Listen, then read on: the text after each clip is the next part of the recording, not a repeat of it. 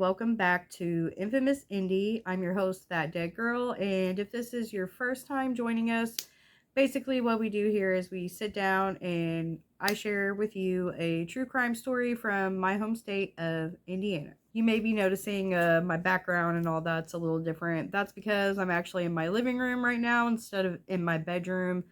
Um, Also, I never film during the day, but I have a lot of stuff to do this weekend because it's my anniversary. And I was supposed to actually film this video last weekend, but I came down with a disgusting, gross stomach virus and I was sick like all weekend. So I didn't get around to doing the filming part of it. So today I'm filming during the daytime and, in my living room, which is not my normal thing, but we're just gonna go with it. Also, my hair is kind of doing a sideshow bob, thing, but hey, it is what it is.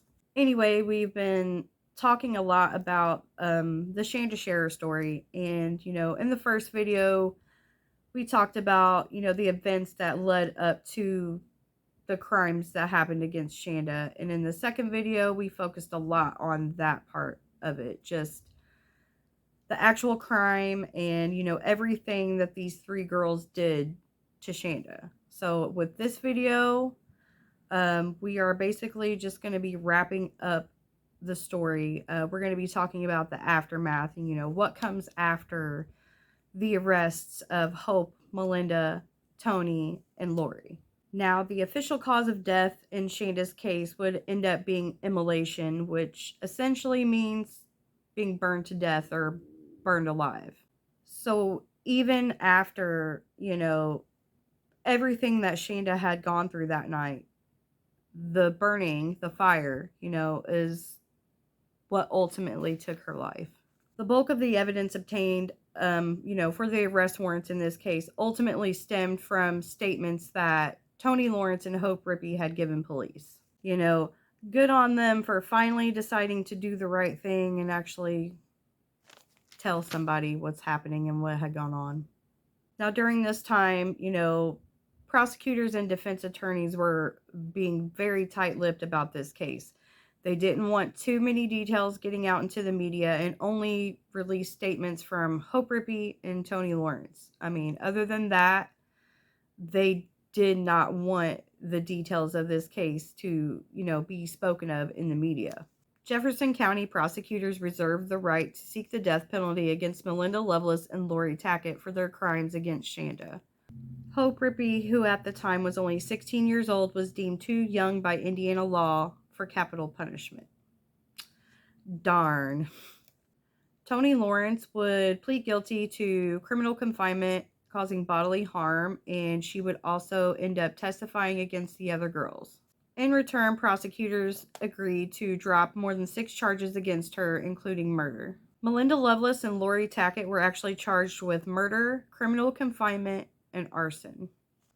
They had both entered a plea agreement taking, the death penalty off of the table and would agree to serve 60 years for murder and then an additional 20 for the criminal confinement charge.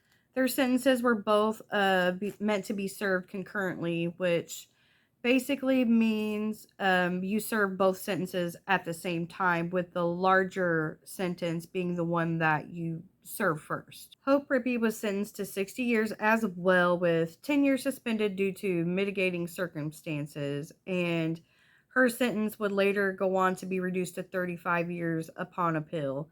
So basically, Hope Rippey has always said that she was coerced or she was forced into participating in what happened to Shanda. And I'm sorry, I might take some shit for this, but I call bullshit on all of that because you were given so many opportunities to stop this shit from happening to begin with, and you just kept going along with it. Let's not forget, you sprayed Windex into this girl's wounds. You held her down while others beat and stabbed her. Like, no. You don't get to skate off that easy. You really just don't get to sit there and claim, oh, well, they made me do it. No. With all the research that I've done and everything that I know now about this case, when I started, I thought, surely justice had been served for Shayna. Surely, they threw the book at these bitches because they deserve nothing less, in my opinion. But then, in researching all of this, I come to find out that all of these girls are free today. Like, they're all out of jail, going about their lives, like, and that to me just shows how truly flawed the justice system is. These girls tortured another human being, another person, for more than 7 hours. They joked about it. They laughed about it. They were bragging about it. They stabbed her, beat her, sprayed Windex in her wounds, sodomized her, burned her alive, and they have a second chance at life. And I just don't think that that's right at all. I think it's complete horseshit, and I don't believe people who have gone that far could ever be rehabilitated. So with that being said, let's talk a little bit about what has happened since, these monsters have been released. Toni Lawrence would go on to serve only 9 years of her 20-year sentence, and she was released on parole, which she remained under until December of 2002. On April 28th, 2006, Hope Rippey would be released on parole from Indiana Women's Prison. She would only go on to serve 14 years of her already reduced sentence. Lori Tackett was released from Brockville Correctional Facility on January 11th, 2018. And you may be thinking, that date sounds so familiar. That's because it was literally the 26th anniversary of Shanda's death. They just decided that it was a great idea to release one of the people who was responsible, for her death. And I just think that's bullshit. I mean, she served 26 years of a 60-year sentence. I don't think that that's enough. Like, I'm sorry. You will never convince me otherwise. Like, she should have served her time at the very least. Melinda Lovelace, who, was the Regina George and all of this, basically, would end up serving 27 years, and on September 5th, 2019, she was released from Indiana Women's Prison. Shanda's mother would go on to say in an interview with Dr. Phil that the least that these girls could have done for Shanda was to serve their time. And, I gotta say, I completely agree with this. At the very least, you took this girl's life. The very least you can do to try to right that wrong is serve your damn time. Like, the fact that Hope Rippey filed appeals and, got time cuts and then only ended up serving 14 years, like, it's just mind-boggling to me. I really don't understand it and never will. Like, they should not be free. Like I said before, Shanda doesn't get a second chance at life. In my mind, in my opinion, these women, they don't deserve a second chance either. So, I just mentioned that Dr. Phil interview. I'm really not a fan of Dr. Phil personally, but I did see, this episode, and it was a 2-part episode, and it was actually, really good, really intriguing. And Shanda's mother, Jackie, and her sister, Paige, were actually given a chance to confront Hope Rippey and Amanda Hebron. So in my opinion, in these interviews, Hope Rippey kind of seemed maybe just a little remorseful. I mean, she was crying, she boo boo bee boo, but to me it mostly seemed like she was coming from a place of self-pity, like, oh, poor me, this happened to me. And I don't know, it seemed fake to me. Maybe I'm a little bit jaded, but it just didn't seem genuine to me. When they sat down with Amanda Hebron, she didn't have any remorse at all, it seemed. Like, she really was just blaming Shanda. Victim blaming, basically, She basically was just blaming Shanda for everything, stating that Shanda approached her. Shanda was coming on to her first. Shanda, Shanda did this, Shanda did that. Like, to me, knowing all the information and key facts and seeing letters between the two, it really seemed to me like Amanda Hebron was the one pursuing that relationship with Shanda and leading her on and just basically offering her little breadcrumbs, making her follow the trail. Amanda Hebron would also go on to say in this interview with Dr. Phil that, Shanda lost her life, but, my life was also changed forever. I was kicked off the basketball team. Like, who the hell do you think you are? Like, somebody is dead, and you're literally comparing you being kicked off the basketball team to this poor girl's death. Like, no. Shut the fuck up. Sit down. I'm sorry for cursing, but just no. Literally the response of a true narcissist. And I kind of did find myself going down a rabbit hole with all of this, and I did look at her Facebook. I tried to find whatever information I could about these girls and what they're up to now, and just some of them have remarried, some of them own their own businesses, some of them even have children, like, and it's just, they don't deserve it. And since we're talking about things, that happened, in the aftermath of this crime, I wanted to mention that Shanda's father, Stephen, actually passed away from alcoholism in 2005. Sad. Shanda's mother would go on to say that he never recovered or got over the fact that Shanda was murdered, and he essentially drank himself to death. Now, in the wake of, Shanda's passing, I really feel like Jackie, her mother, just really wanted to spread awareness and keep Shanda's memory alive. And there were a few things that she actually did in Shanda's name. There are a few different things that she did, for charity and things like that in Shanda's name. And I did want to talk a little bit about that because, as she was quoted as saying before, you have to let good things come from bad things, or, things will never get better.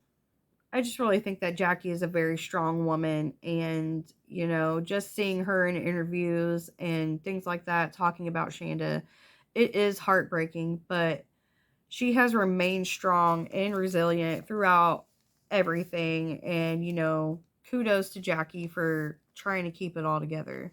From 2009 to 2018, the Shanda Sharer Scholarship Fund, gave out 2 scholarships every year to students from Prosser School of Technology in New Albany.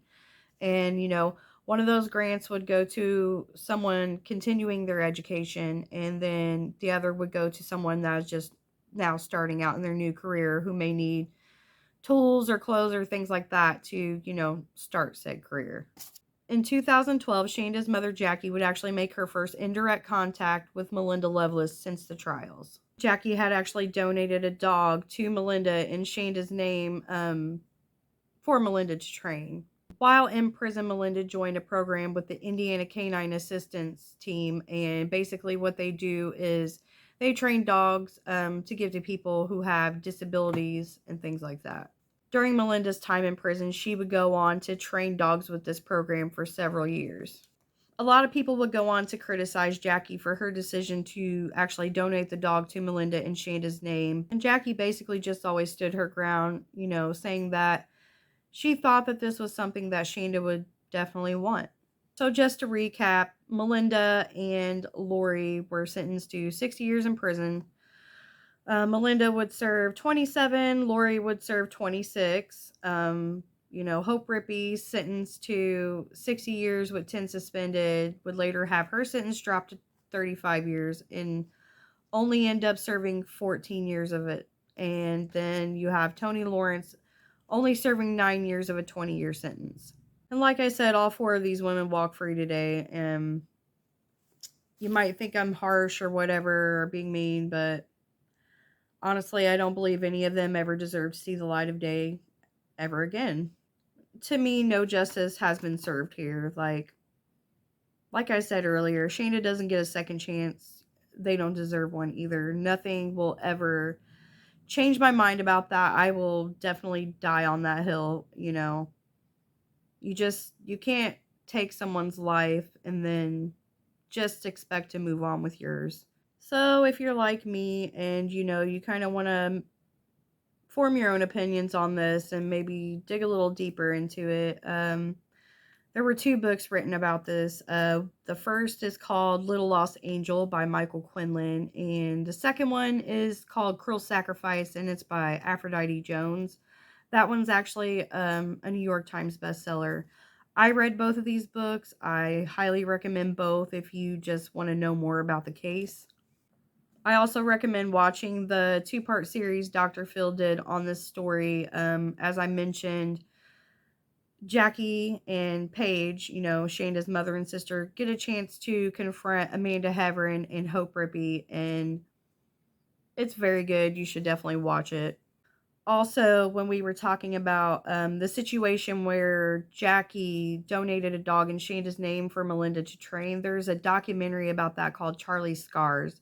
And in the documentary, part of it shows, Shanda's mom's decision to donate the dog in her name and what becomes of that. There's also an episode focusing on this case on the Hulu series 1990s, The Deadliest Decade. And the episode's actually entitled The New Girl. Definitely give that a watch as well. This has literally been such a heart-wrenching story to retell or, cover. So many lives affected by this crime. And, for what? Over what? 4 teenage girls and their jealousy. Which you can't even really say that because 3 of these girls didn't even know Shanda. They literally had no motive to hate her, to do anything to her. Not to mention all of them had several opportunities to stop this, to tell someone to get help, and they just kept going along with it. And no amount of them saying, I was coerced, things got out of hand, blah, blah, blah. No. You don't get to make excuses. You know what you did. And the fact that you couldn't even serve your time is just another slap in the face. To me, these young girls, who are now women, they're nothing more than cold-blooded murderers. And like I said a few times, I don't think they deserve to be free. There will never truly be any justice for Shanda in my mind as long as they are free. And it's just really sad to me that they're out just living their lives and, Shanda's gone. So that brings us to the end of our story. Thank you if you're still sticking around watching this for the conclusion. 3 parts is a lot, but I felt that there's just a lot to cover and a lot to tell, honestly. And I wanted to be thorough, and I think I did a pretty good job of that. So, as I said, thank you for bearing with me through this story. I know, it's not the easiest stuff to hear. It's not the easiest stuff to talk about either. But I definitely felt it was important to share Shanda's story. And, I think it's important to keep her memory alive. And maybe with sharing this story, it may help somebody else, someday. Somebody who's going through a similar situation. Who knows? Just want to thank all of the new subscribers and, thank everybody for watching week after week. It definitely, like I always say, means a lot to me. It's good to know that there's just someone out there watching and I'm not just sitting here talking to myself and my 4 cats. So definitely have a lot of new stuff coming out soon. We're still going to be working on the Indie Haunts videos, which is all about haunted locations in Indiana. Still going to be doing work on the missing persons cases as well, just because I feel like it's important to get the word out about these people and maybe we can help bring some of them home. And the next true crime story that I'm going to be working on is the story of Heather Norris. I know some of you know about that case. I actually didn't know a lot, and I started digging into it, and I definitely feel as though it's another important story to share. So definitely be on the lookout for those, I think, next weekend, and I have some special stuff planned for May. There is actually a Friday the 13th in May, so I'm definitely going to be doing a story that's been highly requested.